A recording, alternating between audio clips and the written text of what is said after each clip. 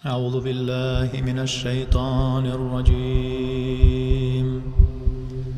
بسم الله الرحمن الرحيم. Му'мин, муслим или мусульманин, это тот, который следует знаниям, переданным Всевышним Аллахом через пророка Мухаммада, саллиллаху алейхи вассалям.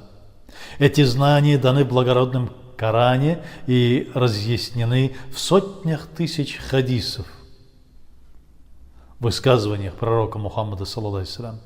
Сподвижники, асхабы, получив эти знания, передали своим ученикам, табиин, а те, в свою очередь, передали их своим ученикам, табу табиин.